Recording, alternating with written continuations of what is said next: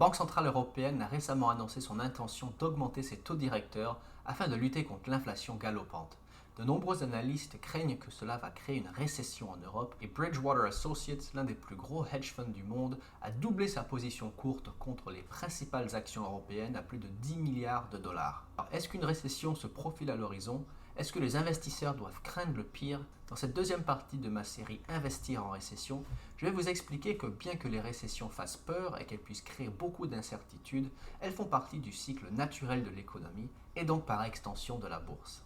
Avant de parler de récession et de krach boursier, il est important de rappeler comment les taux d'intérêt peuvent affecter l'économie et donc par extension les marchés financiers. S'il y a un indicateur économique important à retenir de vos leçons d'économie, c'est sans aucun doute le taux d'intérêt.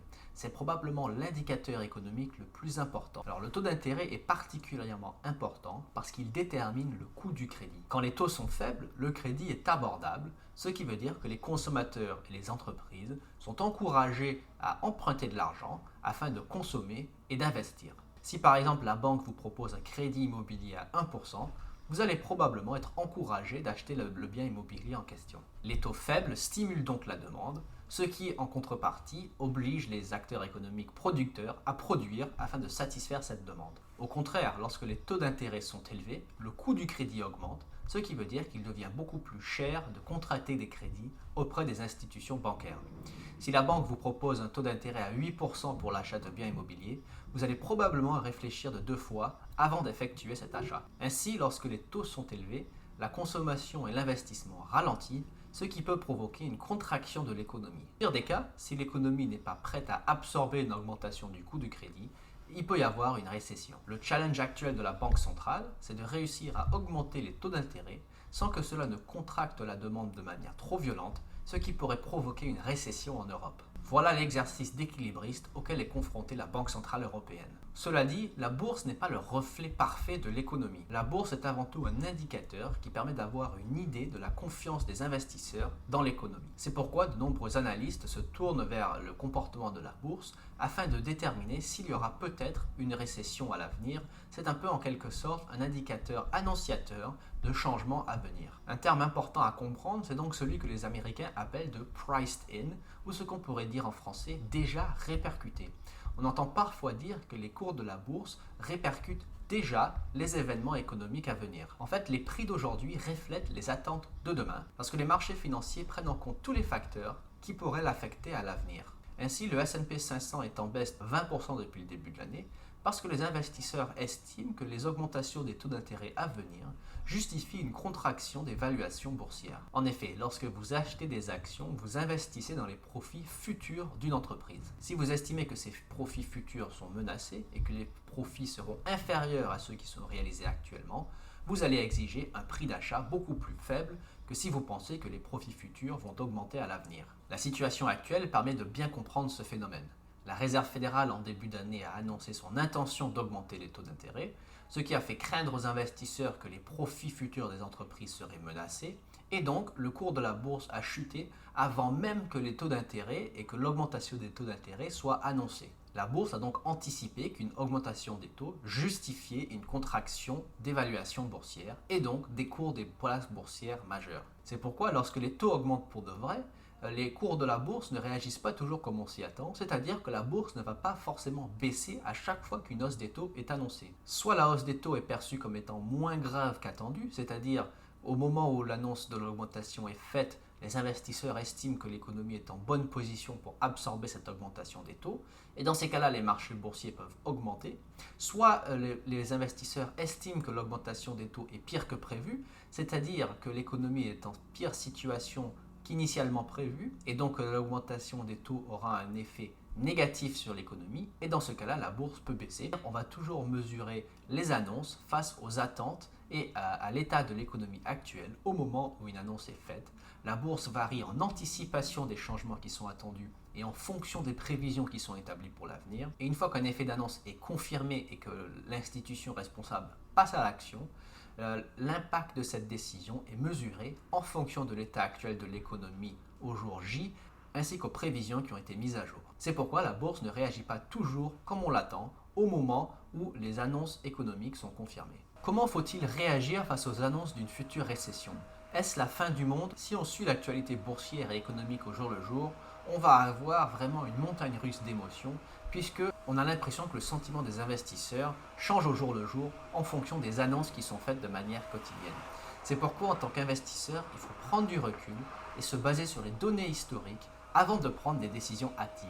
Dans le monde de la finance, on montre souvent à nos clients le graphique suivant, qu'on appelle The Big Picture, et qui montre l'évolution des marchés financiers américains depuis 1925. Le graphique montre l'évolution d'un placement de 1000 $ en 1925 jusqu'en 2020 en fonction de différents placements. Si vous aviez par exemple investi 1000 $ dans une obligation qui traque l'inflation officielle chaque année, vous auriez en 2020 15 653 $. Si vous aviez investi 1000 $ dans le marché monétaire en 1925, vous auriez un peu moins de 30 000 $ en 2020. Si vous avez acheté une sélection d'obligations américaines à moyen terme, vous auriez en 2020 118 103 $.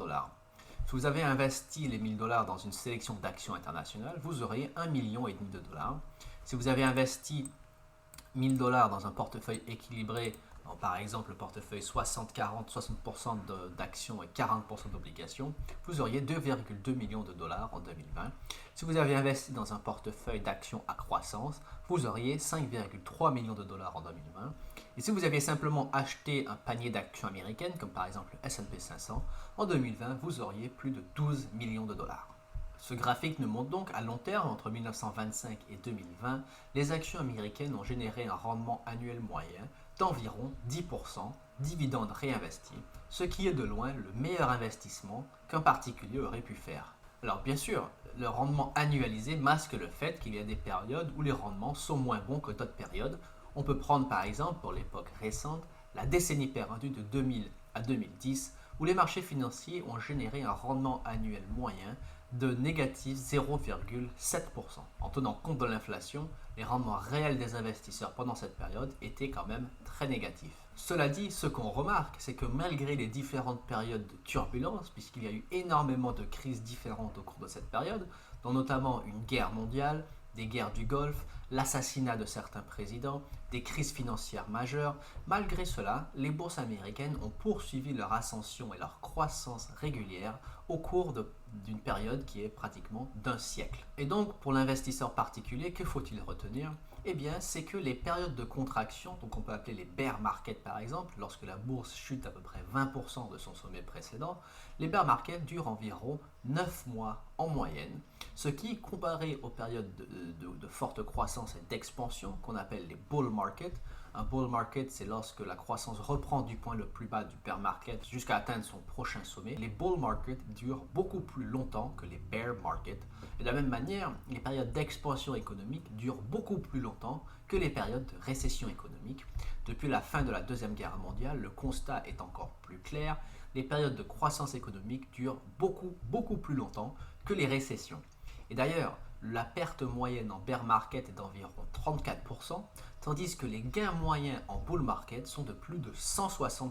Ce qu'il faut retenir de ce graphique, c'est que la bourse est cyclique. Tout comme l'économie, il y a des phases d'expansion, il y a des sommets, des crises, des récessions, des creux et des reprises qui mènent ensuite à des nouveaux sommets qui sont généralement plus élevés que les sommets précédents. En réalité, c'est un éternel recommencement et nous sommes probablement à l'aube d'une nouvelle récession après avoir atteint un pic qui était le résultat d'une croissance phénoménale des marchés financiers au cours de la dernière décennie. Nous ne pouvons pas dire avec certitude que nous allons avoir une récession cette année, bien que cela semble probable. Alors si c'est le cas et que nous allons effectivement rentrer en récession, bien que cela ne puisse pas être confirmé au jour d'aujourd'hui, il faut prendre du recul, se préparer mentalement à souffrir pendant quelques mois, voire pendant quelques années au pire des cas, et à essayer de bien se positionner pour bénéficier de la reprise. Dans ma prochaine vidéo, je vais vous présenter des ETF qui vous permettront de faire le dos rond pendant cette période de turbulence et de bien vous positionner pour être en mesure de capturer les gains lorsque la bourse repartira à la hausse, ce qui, si on s'en tient aux données historiques, sera le cas plus tôt que tard.